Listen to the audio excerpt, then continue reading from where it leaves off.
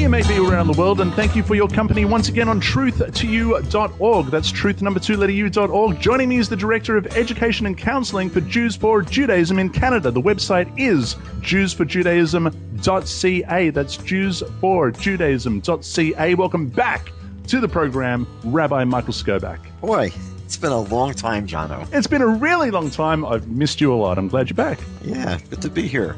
We had a lot of holidays in between and lots of summertime or wintertime with you. It's nice to be back. And yes, we have had a break. We had a break after we did investigate the alleged 365 Messianic prophecies, 365 of them in the Tanakh that Jesus supposedly fulfilled in the New Testament. We asked if indeed the passage in question was a Messianic prophecy, and if so, did Jesus fit the bill? And in the end, we handed down our verdict. Michael, what was that? I think the verdict was that neither of us are going to take out membership in the local Baptist church. When you were on holidays just recently, you didn't sneak into a Sunday service, did you? Only at my local synagogue. There you go. So we weren't convinced. In fact, we were far from convinced. Now, there were, just to bring people back up to speed with what we did, of course, all of these programs are available to listen to on truth2u.org. You'll see it on the top menu bar. You can listen to them chronologically. And I don't know, how many programs did we did? We did over 30 programs, I think it was, for people to listen to. But we did touch on this list fairly comprehensively. And there were a number of common, hermeneutic misfires, I think. Is that a fair way to put them? That might be a good way of putting it, yeah. I think that's kind. Let's leave it at that. But maybe you could outline a few of those for us. We actually, after doing so many programs and going through, I think we didn't go through 365. I think that we ended up switching to an abbreviated list of 303, I think it was. We used the New Revised Standard Version by Carmen Welker. Now that you've mentioned that, Carmen, the Truth to You, official Truth to You critic, or was then, I think she's retired since, she did feature this very list on her website. When you and I began, we were actually using it. We were looking at another website, weren't we? And we were taking this list from that web, and this list is all over the web. A lot of people are using it. They just take it, they cut it, they paste it on their website, and there it is. She was one of those. And at some stage during our endeavor, she decided to engage with us in an attacking sort of a way, because she obviously believes in this list. And I then kind of engaged with Carmen, and it was fun. There was a bit of jostling back and forth. But in that, she realized that there was a lot of doubling up, and her and her husband, Bill, of the refinersfire.org, decided, well, we better refine this list. They put it through the Refiner's Fire. They came out with a New Revised Standard Version, which was almost 60 less than what was on the original list. So they culled it somewhat. You and I both agreed they could have culled it a lot more, but that was the list that we ended up going by. Yeah, I think the first thing I wanted to mention was that even with the shortened list that we studied, there was a lot of double billing and triple billing and quadruple billing. So, for example, Genesis 49:10, they were able to squeeze 5 of their prophecies out of that one verse. Isaiah 9, chapter 9, verse 6, they squeezed 6 prophecies, meaning that here you had one verse which they were able to count 6 times. Isaiah 53, verse 3, they counted 4 times, 4 prophecies. And there are many times in the Tanakh, many places where the Tanakh tells us that the Messiah would be a descendant of King David. And they counted each one of those. So, for example, if we're going to put together a list of the prophecies that Jesus fulfilled, and let's say for argument's sake we wanted to say that he fulfilled the requirement that the Messiah be a descendant of David, that would be one prophecy that he fulfilled. And when they cite numerous verses that basically say that, so what's happening is you're taking one fulfillment, but you're counting it numerous times. So really what happens with all this double, triple, and quadruple billing is that a list which is up to 303, could very well be reduced just because of this one problematic hermeneutic, I'm Yeah. not sure how many would lower it by, but I want to just say why this is significant. Now because that is the question. There was an enormous amount of repetition. We were constantly reminding the listeners that we've looked at this one, we've looked at that one. Let's move on. And I think before you give your reason, and just off the top of my head, I know that throughout Christendom, being one who grew up in the church, Michael, the magic number 300, about 300, over 300, you would often hear over 300 prophecies Jesus fulfilled. Oh, well, if there's over 300, we don't even need to look and see what they are, because if there's over 300, even if only 50 of them are true, so this figure would be tossed around. Now, 365 is even more impressive. Why? Because there's 365 days in a year, Michael. This is ordained. This is divinely ordained. There should be one prophecy every day of the year that Jesus fulfilled. It's a nice, neat number, and it's a good one to throw on your website, Michael. Well, I guess the 303 number is, I guess, 303 still fits with the there's over 300. A lot of vacation days. Yeah. Right. But I think what I'm going to try to show is that, because I mean, there are really dozens of what I would call these hermeneutic blunders. And I think personally that at the end of the day, there were maybe a dozen or 2 dozen at most passages that really needed to be addressed. Meaning that, and I think I said in the introduction to the whole series, most of these are like cotton candy. You start to bite into it and it disappears. There's nothing there. I mean, there's almost no foundation to the vast majority of these. And so really what should be a list of, approximately 25 passages that, I think deserve some analysis. Yeah, it's even our friend Carmen agreed with that. She said, this is our list, but if you really want a list that you can sink your teeth into, well, we have this list of, what was it, 48? I think she had 48. Yes, 48.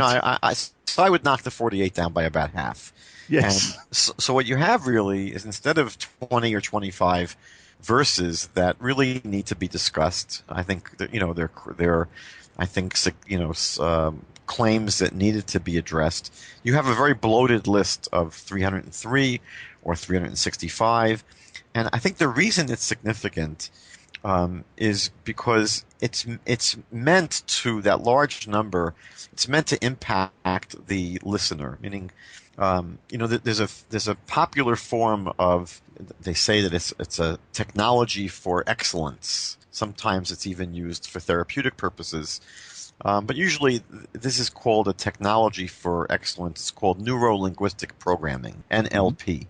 And one of the things that NLP proposes is something they call a 5-minute phobia cure, that they're able to cure people of phobias in about 5 minutes.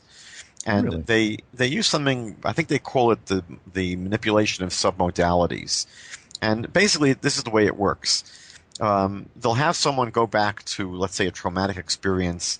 Let's say when they were 6 years old, that they were encountered by a huge dog. Met them on the street and started barking really loud, and the kid was traumatized. And now they're a 30-year-old that's afraid of dogs. Mm-hmm. So what they may do in one of these 5-minute sessions is they may take the person back to that original experience and say, let's put it up on a screen. You're going to look at it the way you experienced this event. And you might have the person saying, I see this dog, it's on a big screen about 5 feet in front of me. And they'll ask, how big is the screen? Oh, it's the size of the wall of a room. It's 12 by 12 feet. Mm-hmm. And is it black and white, or it's in full color? And and how loud is the dog? And it's 150 decibels. And that they really see this as an experience that's larger than life. And what the therapist will do, or the practitioner here, is to basically mess around with the controls.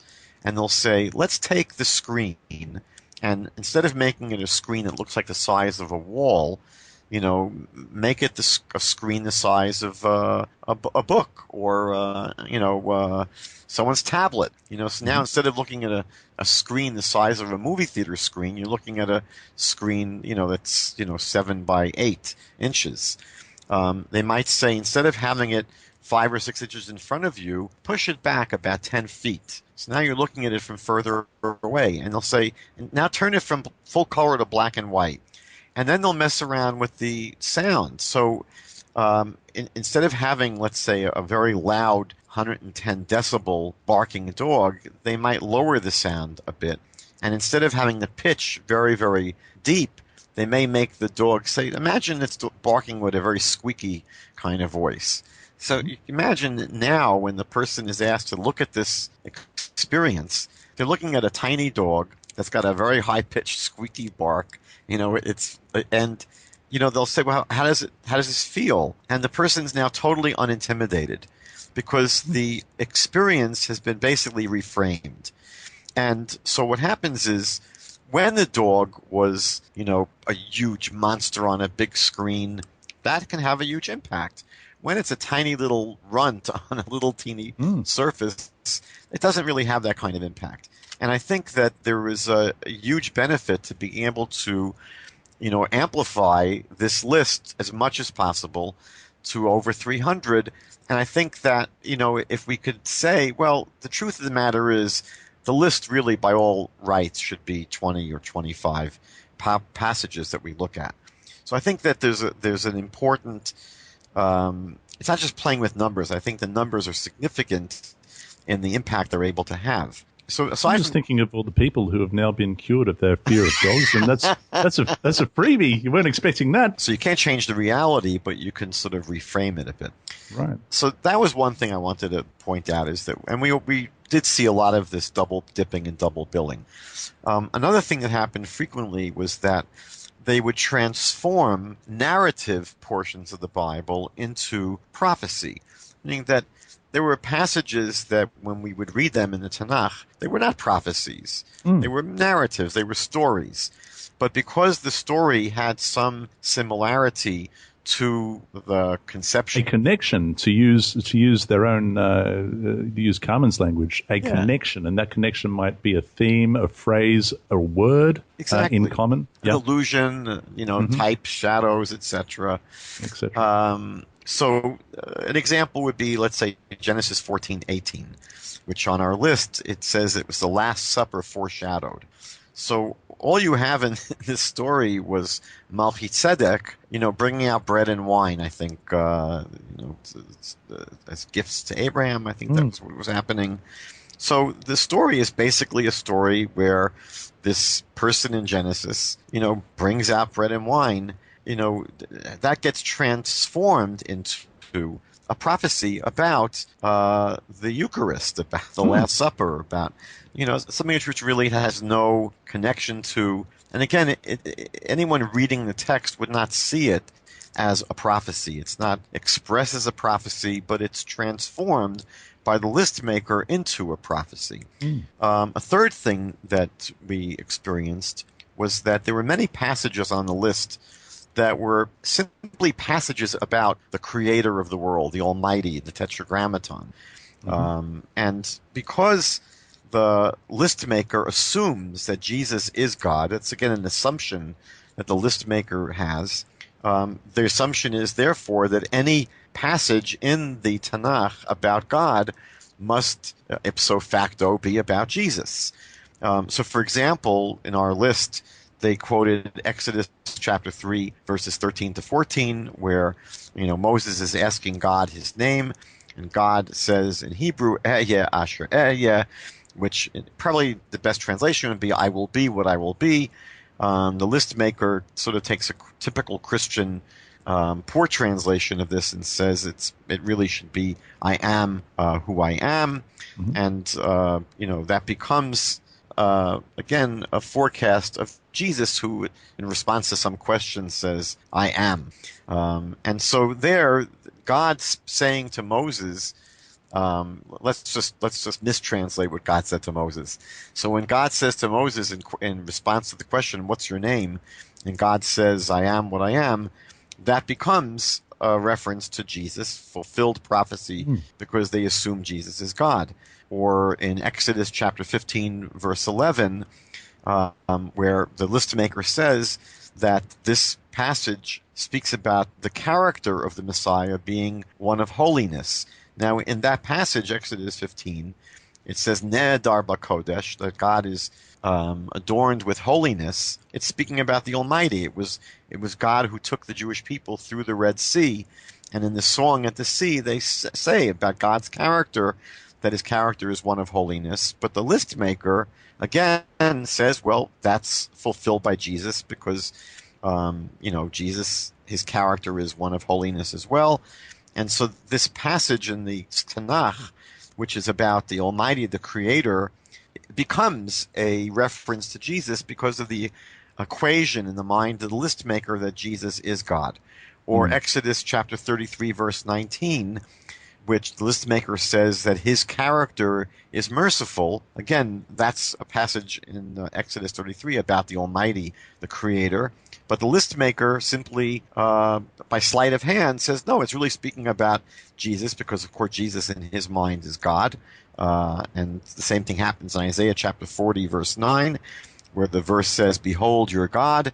And again, that's taken as a reference to Jesus. Now, my critique of this would be that if the list maker is simply making the identification of God in the Tanakh with Jesus, so why stop at the number of passages that they did this with? Meaning that I think the list maker may have had a dozen or so passages where they simply, substituted Jesus for God in these alleged fulfillment prophecies. But if once we're making the substitution that passages in the Tanakh about God are taken as references to Jesus, so you could easily have thousands and thousands of items on this list that refer to Jesus because the Tanakh has thousands and thousands of things that it says about God. So I just wonder why the list maker, sort of deprives themselves here of all these potential references. But that was one thing we saw on the list, that they would take passages that are clearly about the Creator and they simply apply them to Jesus. A fourth thing that we noticed, is that they list as part of the prophecies that they claim prove that Jesus is the Messiah, they list things that really could apply to half the free world. Meaning that, right. A prophecy is only meaningful when, you only have one candidate for the fulfillment. If you say, for example, that, the Messiah is going to have a body, a head, Right. so, oh, look, Jesus has a body and a head. So, mazel tov. I don't know anyone who doesn't. So, you have, for example, on our list, Psalm 22:15, which speaks about, the person being thirsty. And so if the person in Psalm 22:15 is thirsty, and we know that Jesus on the cross was thirsty, that somehow becomes a prophecy. But the truth is, I think that I can't imagine anyone on the planet who during their lifetime didn't become thirsty. Some people become thirsty every day. Psalm 41 verse 9 speaks about someone who was betrayed by a close friend that they ate with. Well, I think most people I know have been let down, disappointed, betrayed by close friends that they had eaten with. Isaiah 42:3 says that the list maker says that the Messiah would have compassion for the poor and needy. Every single person I know, all of my friends have compassion for the poor and needy. Zechariah 9:9, the list maker says the Messiah would be humble. I mean, there are many, many people that are humble. So it's sort of meaningless to trumpet a fulfilled prophecy when, it's not an unusual thing for a person to fulfill that prophecy. Like saying, the Messiah is supposed to have a kidney and 10 toes. Oh, look, I think Jesus had a kidney and 10 toes. 2 kidneys at that. So that's the fourth category that they list here on this list of 303 prophecies, things that are meaningless simply because they're fulfilled generally by numerous people. Another thing that we actually saw that we really, I think we were amused by this, was the fixation they had with the word seed. Yes. And usually what they would do is they would confuse the Hebrew word for seed, zerah. Mm-hmm. They would confuse it as a reference to one particular person. So, Mm-hmm. for example, on the list, they have Genesis 22:18, and the list maker says that Isaac's descendant, in the singular, Isaac's descendant will bless all nations. The actual verse is a reference to Isaac's descendants, the nation that will come out of Isaac, because Mm-hmm. in the Hebrew Bible, the word zerah, seed, always refers to the totality of a person's progeny and their descendants Mm-hmm. in the plural, never refers to one particular descendant. And the same thing came up numerous times, I think also in Genesis 26, verses 2 to 5. They simply take a reference in the scriptures that applies to all of the descendants of Isaac, and the Mm. list maker narrows it down to one person. The sixth thing I wanted to point out, and this really was almost on every page, that they would seize upon passages that would never be seen as a messianic prophecy Messianic prophecy. Mm. or even prophetic by anyone. I'll give my I think I'm going to take this as a model. A person that was able to read Hebrew, or maybe the Bible in English translation, that came from Mars. So you had a Martian that was fluent in Hebrew. If they were to come down and read the Bible, the Tanakh, there's no way in the world they would take many of these alleged And to be prophecies.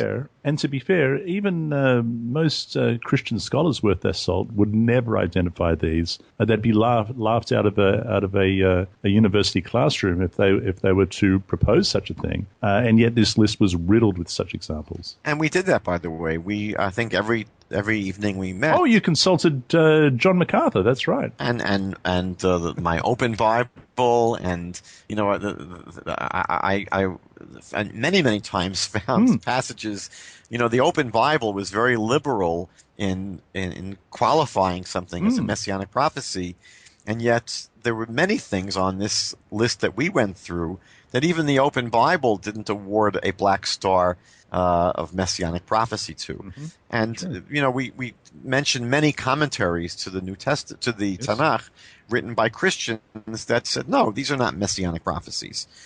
So this was really probably one of the major fault lines in this list, is that they simply were seizing upon passages that no reasonable person would ever understand to be a messianic prophecy. Now let me just hone in on what you just said. No reasonable person. What does it say about a person who sees things that no one else sees? There's you've heard about the Bible code, for example. There's what might be a similarity of words. They're no longer a coincidence, even though the Christian authorities, the scholars of Christianity, say, "Oh, no, of course not. This is not even related. This is not a messianic prophecy." But this person, they know better. They see that there's a divine code here, and with their secret knowledge, they are able to say, put it on the list. What does it say about a person like that, Michael? I think that, when people become aware of the methodological flaw in what they're doing, I think they come to appreciate the problem, meaning that we saw that what's behind this is a drive to use the Tanakh as a means of proving an already held belief. Normally when you're trying to prove something, you have to move from point A to point B, meaning that you don't begin with your conclusion and then go backwards. That's not the way proofs work. And I think that the problem is that the list maker and people that adhere to lists like this, they're not unintelligent people. They just don't appreciate the flaw in the methodology of what they're doing. Because again, because of their great love for Jesus and because of their tremendous belief that he is the Messiah, they do work backwards. They do, go back, and they're assuming that, again, if he is the Messiah, and again, their faith in him as the Messiah is basically founded upon the New Testament and the claims of the New Testament. But once that becomes an established truth in their mind, then it's reasonable from their point of view to say, well, there must be allusions to that, there must be hints, and there must be forecastings of that in the Tanakh. And so they are able to go back to the Tanakh and find things which in their minds are compelling. And I think that all they need to do would be to step back and to realize, but let's, if we're going to talk about proving things, we're going to talk about evidence, it has to be something that's evidence and proof to someone who's not already invested in the belief from the get-go. Meaning you'd have to take your local neighborhood Martian who doesn't know about Judaism, doesn't know about Christianity, and have them read the Tanakh without access to the New Testament, and see if it would be compelling to them. And I think that the antidote that I proposed is that we simply ask people to try to understand how a particular scripture would have been understood before Jesus came to this world. Meaning that obviously, let's say, for example, we mentioned before Psalm 41, which speaks about someone being betrayed by a close friend. So obviously, once someone already believes in Jesus and already has the story of his betrayal by Judas Iscariot in their mind, it's very understandable how they could go back to that chapter in Psalms and see the verse which speaks about, behold, my close friend whom I trusted, and he ate bread with me, he's lifted up his heel against me. And they can say, oh, this seems to be, has a lot similar. It's very similar. It sounds very much like the story of Jesus being betrayed by his friend Judas Iscariot. And so then that's what makes it into a messianic prophecy, that similarity. But the reality is that verse in Psalms had to have some meaning before Jesus. So the question to ask these people is, imagine, let's do a thought experiment. Imagine you were someone reading this verse in the book of Psalms 100 years before Jesus. And then to ask them, why would you have thought that this passage was about the Messiah?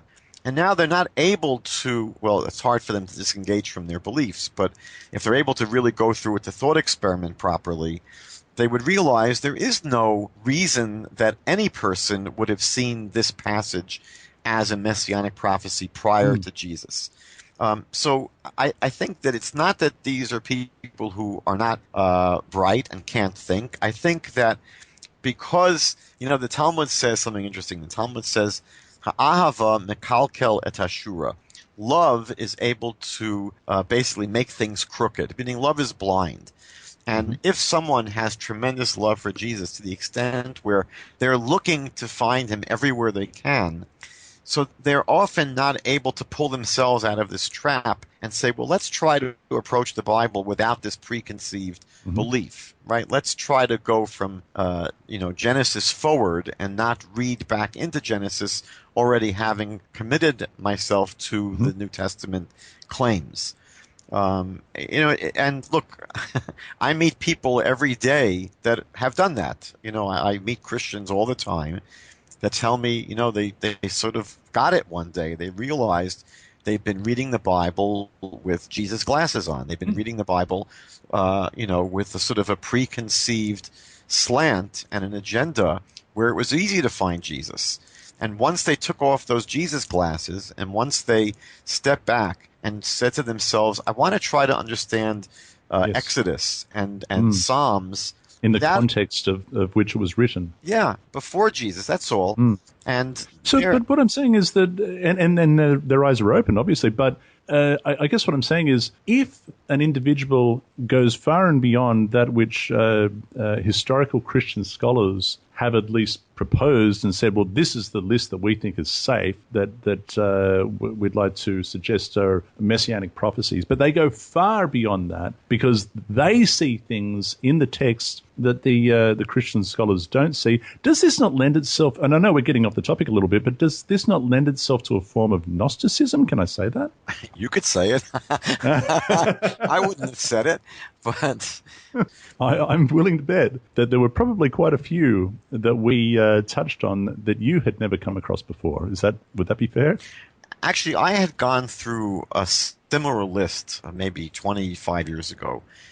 Quickly, I didn't go through it with any kind of depth, so I sort of quickly went through a list of over 300. So I probably did see all of these, but I never really spent the time to in any detail go through them one by one.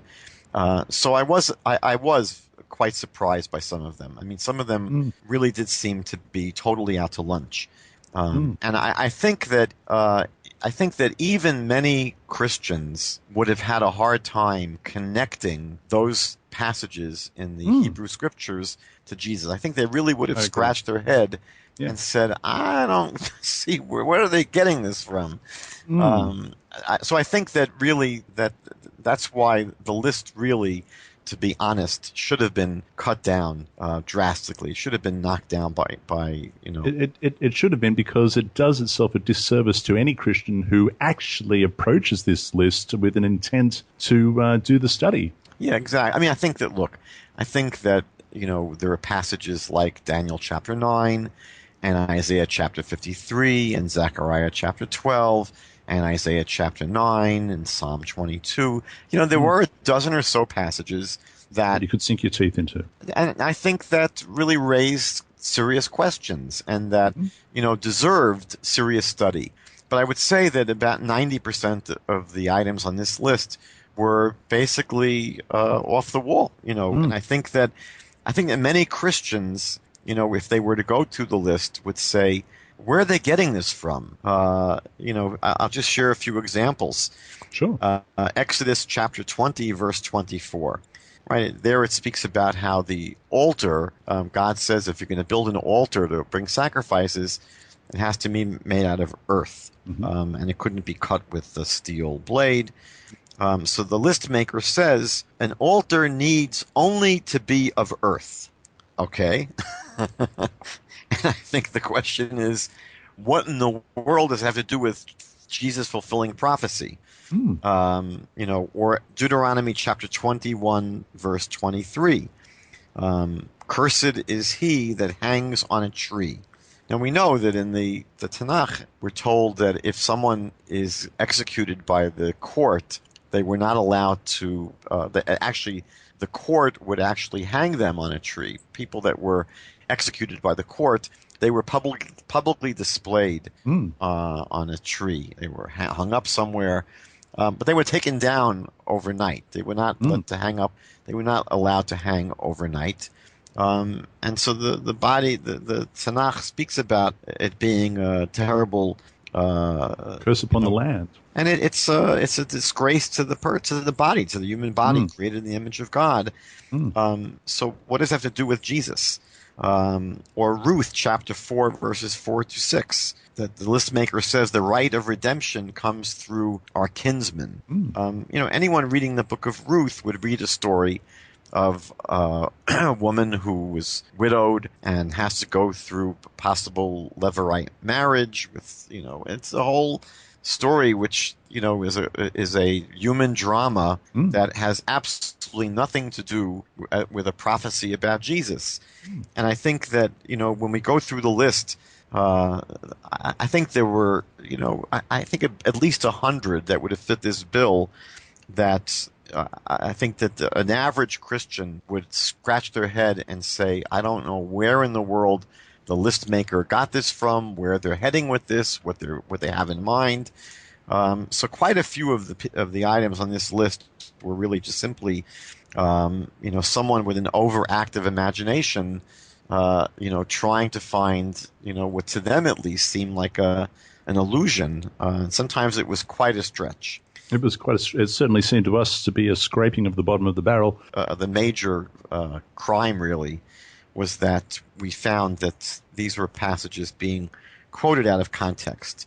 Meaning that when we read these passages on the list back in the scriptures, the Hebrew scriptures, without a preconceived agenda, we see that they have nothing to do with Jesus or nothing to do with the Messiah at all. For example, in Psalm chapter 8, verses 5 through 6, the list maker says that this is his humiliation and exaltation, meaning the Messiah's, humiliation and exaltation. Now, anyone reading Psalm chapter 8, verses 5 to 6 will quickly see that it's a description of mankind in general. It's describing humankind, mankind. It's not a passage that's specifically describing the Messiah. And so here, basically, you have a passage which, in its original context, is not a messianic prophecy. It's a description of mankind. And yet it's transformed by the list maker into a messianic prophecy. One of the things that we did see occasionally was that the list maker either stumbled upon or somehow naively quoted actual messianic prophecies. I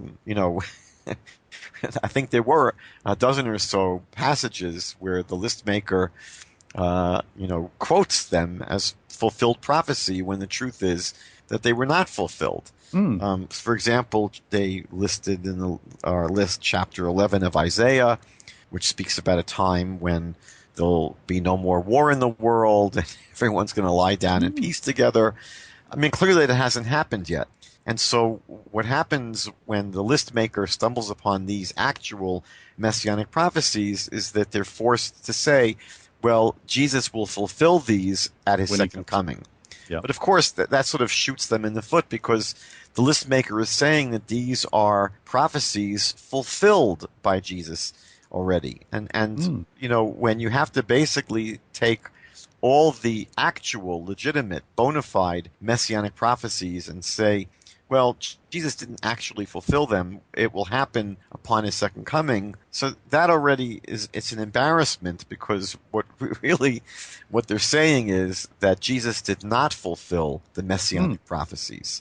To have to propose that he'll only do so at his second coming is an admission that he didn't do so at his first coming. That's right. But there were a number of passages. So, for example, Isaiah chapter 11, Ezekiel chapter 34, Ezekiel chapter 37. There were a number of real bona fide messianic prophecies which the list maker, I guess maybe it would be embarrassing not to mention those. So they made it to the list, but they were not fulfilled. And, so they have to appeal to this idea of the second coming. And finally, and this again is something which is rife throughout the entire list, is that the methodology is based upon circular reasoning, meaning that it only works, the argument only works because the New Testament says so. So let's give it an example. Isaiah chapter 42, verse 1. So there, the list maker says that the Messiah would be God's servant. And the truth is that in studying chapter 42 of Isaiah, it's not entirely clear if that chapter is speaking about the nation of Israel or it's a passage about the Messiah himself. But if we take the explanation, we take the interpretation that Isaiah 42:1 is about the Messiah, and it's saying that the Messiah would be God's servant, so we could agree to that. The question is, how do we know that Jesus fulfilled that prophecy? And so it only works if you accept the conclusion of the New Testament that Jesus was the Messiah who's God's servant. So when you have basically a prophecy that only works if you already accept the conclusion of the New Testament, and you accept that conclusion before studying the Hebrew Scriptures, that's what we would call circular reasoning, meaning it only works if you assume at the outset the conclusion of the Christian point of view. You can't get from Isaiah 42 to Jesus. You can certainly get from Jesus back to Isaiah 42. Again, that's, as we said, it's shooting your arrow and drawing the target around it. And then drawing the target around it. So just further to your second last point, perhaps, another quirky thing that I found about this list is that there were, we know of passages in the Tanakh that deal specifically with the king of the Messianic era, the Messiah, that are not in the list, they're avoided because they're inconvenient. And we did encounter that a number of times. We were going along because, of course, the list is in chronological order, or at least as far as the listings of the books are concerned in the Christian Bible. And every now and then it'd jump over a passage where we go, hang on a second, why is this not mentioned? For example, the latter chapters of Ezekiel. Now, that brings us to the question. The question does remain, how many then, Michael, how many specific passages are there in the Tanakh that deal directly with the prophesied king of Israel that presides during what is commonly referred to as the Messianic era? Is there, if we were to write a list from a Jewish perspective, would we have 365? What would that list look like? So I think it's important to we have to be honest here. There really, what we don't have in the Tanakh is the kind of pinpoint clarity that would make it so clear you couldn't have an alternate point of view. Meaning that what we don't have in the Tanakh is a direct reference to anyone who is actually called the Messiah. And that's very important to appreciate. I think that we wouldn't have 2,000 years of Jews and Christians arguing if the Bible would have been clear to that extent. Mm-hmm. I think one of the reasons why there has been this ongoing debate between Judaism and Christianity is that you cannot go to a concordance and look up, in the concordance, the word the Messiah and find, 10, 20, 30 references that would basically be a slam dunk, end of discussion, let's go home and, have something dessert.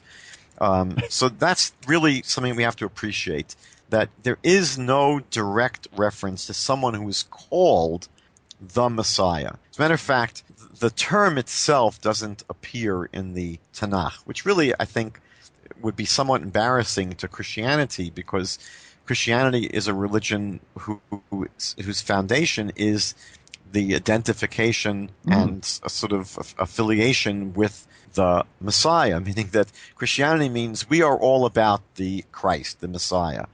And so in Christianity, the Messiah is the very, very most important, central, critical concept in the entire religion. And I think that it's embarrassing that for a religion whose number one most important, central, focused concept is the Messiah, they're not able to produce one verse in the Hebrew Scriptures that says anything directly about someone that's called the Messiah.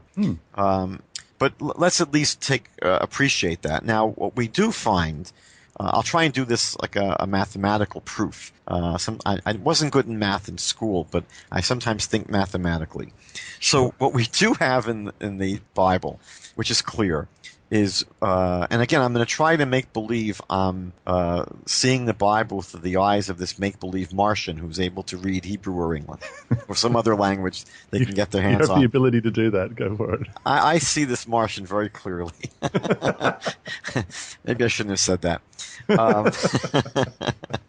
So what is the Martian going to find? So they're going to see that in the Bible, in the Tanakh, there are people who are referred to as anointed ones. Now, again, just in terms of the nomenclature, the terminology, it's important to understand that the word that Christians use, Christ, is simply, the Greek equivalent. The equivalent Christos. of Christos. It's the equivalent of Mashiach. Yep. And Mashiach would be, said the anglicized way of saying that would be Messiah. So what you do have are references to people in the Tanakh who are Messiahs. They are anointed ones. They are Christs. So what we find is the first reference is to the high priest. So you find the beginning of the book of Leviticus, you have a number of references to Aaron and to the high priests who will descend from Aaron.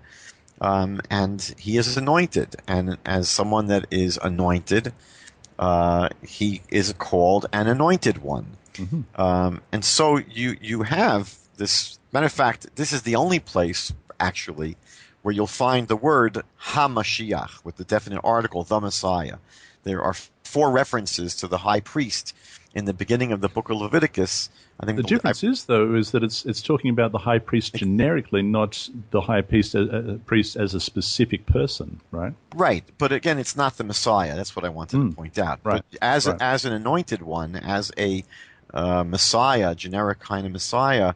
So the only time the Bible ever has the word Messiah with an article, meaning the Messiah, HaMashiach, not just Mashiach, but HaMashiach, are the 4 references to Aaron and the high priests in, I think, chapters 5 and 6 in Leviticus. Yes. But there you have you'd be able to say, oh, here's a Messiah. Here's a Messiah, right? The high priests. Then you have, later on, starting in the book of Samuel, you have the anointing of people as kings of Israel. So you have first Shaul, Saul, then you have David, then you have Solomon. So you have the anointing not just of priests in the Bible, where a priest would be called an anointed one, a Messiah, but you have the anointing of kings, and so a king will be called Messiah. I think now, just because you mentioned, of course, that begins in Samuel, I think you and I have to do a program on that, because Samuel chapter 8, and I won't get into it now because it's getting off the topic, but the people came to Samuel and said, in 1 Samuel chapter 8, verse 4, they said, look, you are old, and your sons do not walk in your ways. Now make us a king to judge us like all the nations, which is very much in the same tone, it appears to me, as Exodus chapter 32, verse 1, the golden calf. I would love to do a program on that with you, because this is so significant, I guess, to what we're talking about here. But we may do that in the future. I'll let you continue. Yeah, so here you have that second personality, let's call it. The kings could be called messiahs. And then there were a couple of times when you'll see someone would be anointed as a prophet. That comes up in the book of Kings. I think it comes up once in the book of Isaiah. So not all prophets, right? Not all prophets. No, but you prophets, do have at least, you'll find references to a prophet who is anointed and who would therefore be an anointed one, a Messiah, a Christ.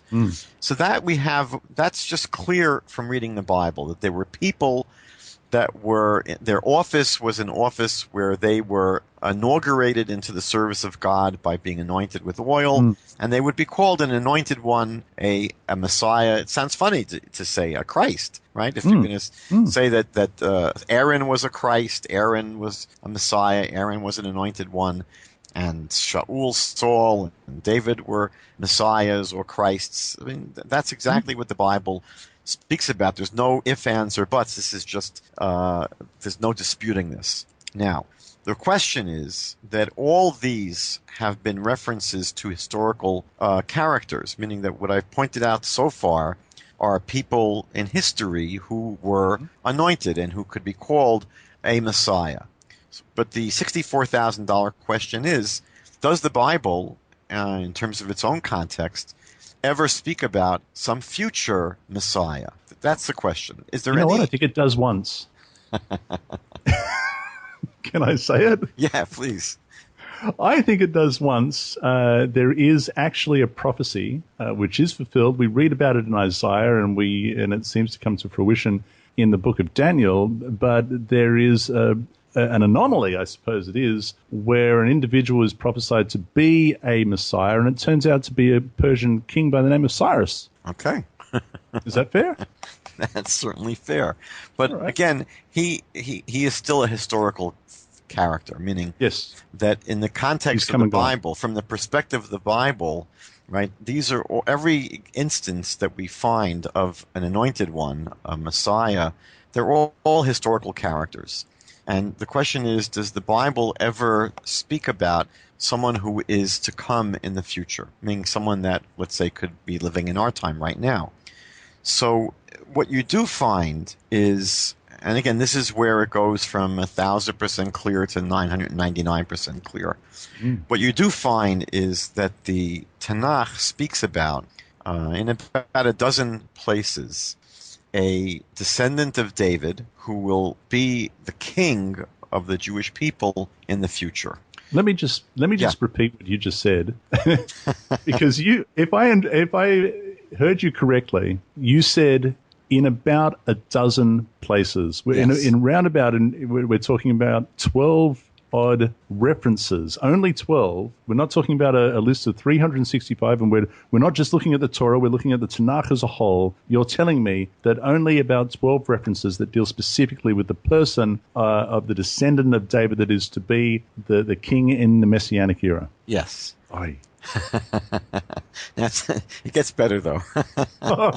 Although I'll tell you the truth, it's not such a paltry number, meaning that what is significant is that there are about a dozen that really emerge from the Bible as a whole, meaning that we'll find that they appear in quite a few books of the Bible. And so there is some organic consistency to the description of this person who will come in the future. The Bible never calls this personality a Messiah. What we're told again is that there will be a king from the line of David who will rule as the king of Israel in the future. And the Bible, what the Bible spends a lot of time doing is describing, is painting for us what this future will look like. And that's why I said it gets better than just these 12 verses, because what we also find in the Tanakh are hundreds of passages that are very, very consistently painting the picture of what this future world will look like. And I always say this, but it's very important to remember that the focus of the Tanakh is not on the person of the Messiah. The focus of the Tanakh is on what the world will look like when he's here. So what you really have is, in the Bible, hundreds of passages that describe a utopian world, a world that will be very different than the world that we've been living in for the past 4,000 years.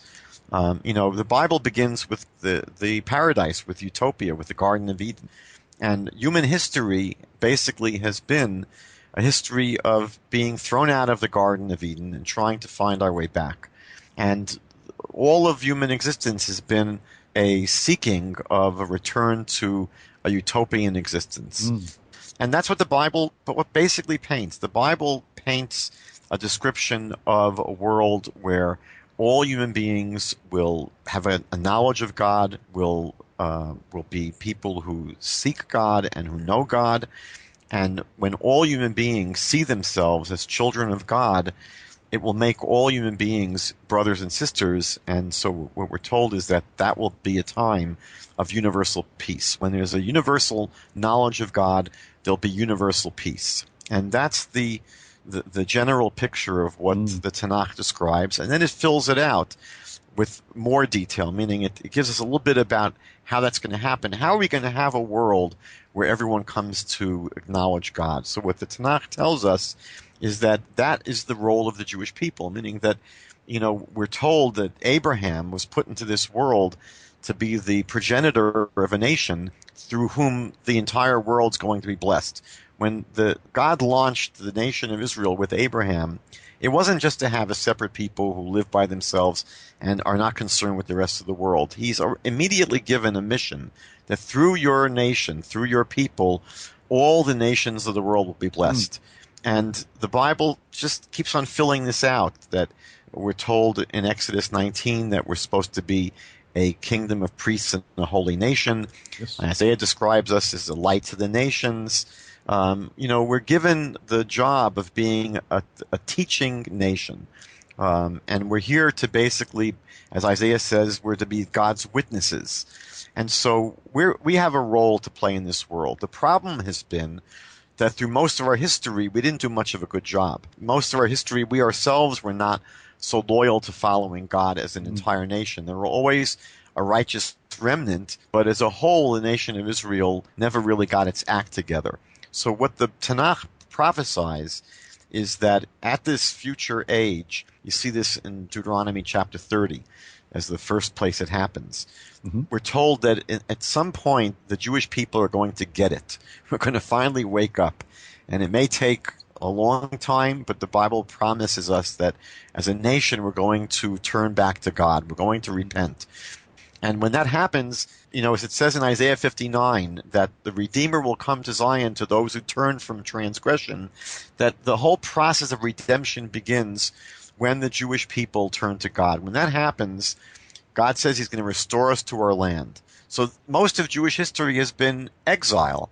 And God says the exile is going to end when you turn back to me. And so the description of the program here is that the prophets speak about the return of the nation of Israel to God.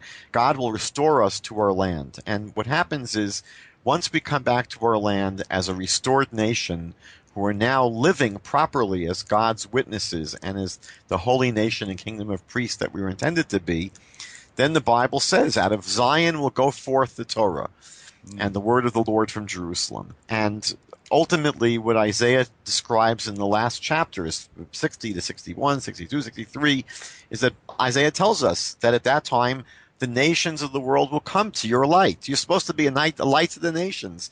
Well, when we're living in our land, living properly, fulfilling our destiny as God's representatives, Isaiah says that's going to basically impact the world. The nations of the world will come to your light. And what happens is that the program becomes fulfilled. The nations will turn to God. They'll seek God. They'll become a world of peace. And we reach the utopia. So that's described in hundreds and hundreds of passages. What we do have, though, among those hundreds of passages describing this transformed world, this world where Israel comes back to its land and lives in peace in the land and has the temple rebuilt.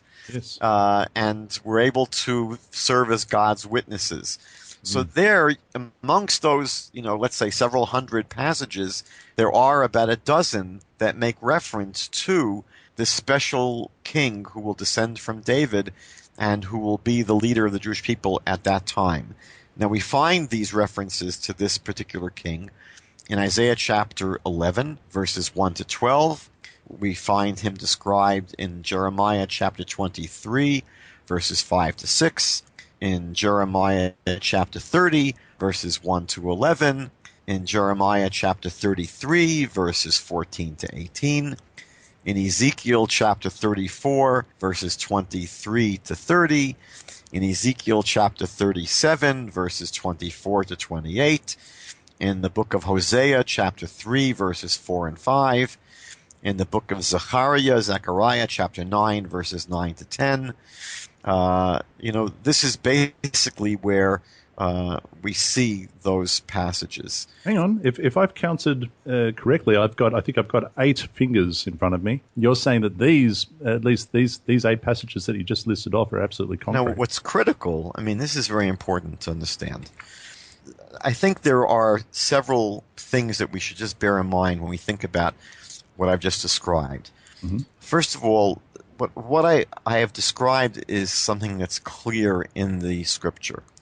And by clear, we can test clarity. The test for clarity is if everyone agrees. When you have passages over which there's a lot of disagreement, it's not so clear. Sure. But here, basically, any serious student of the Bible would agree these are references to the Messiah. And Christians basically will have to take these verses and say, yes, these are about the Messiah. Jesus will fulfill them when he returns. But there's no disputing that these are Messianic prophecies. The second thing is to just appreciate that it's a description which doesn't hang on one isolated verse in the Tanakh.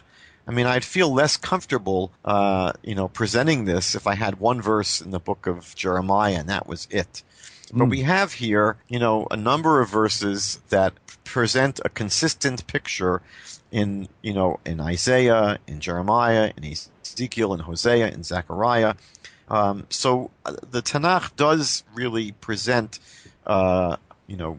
substantiation and corroboration for this picture. And another thing just to remember is that it's a picture, it's a description of the Messiah that can be tested. It can be empirically verified. One of the things that's peculiar about the Jewish concept of the Messiah is that you can actually see whether someone fulfilled these prophecies. Yes. You can see, has the entire nation of Israel, have we returned to our land? Has the temple been rebuilt? Is there peace in the land of Israel? Has peace spread throughout the entire world?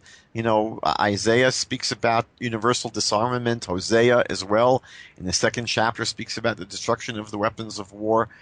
You can see that. Has the whole world become monotheistic? Does everyone believe in the God of Abraham, Isaac, and Jacob?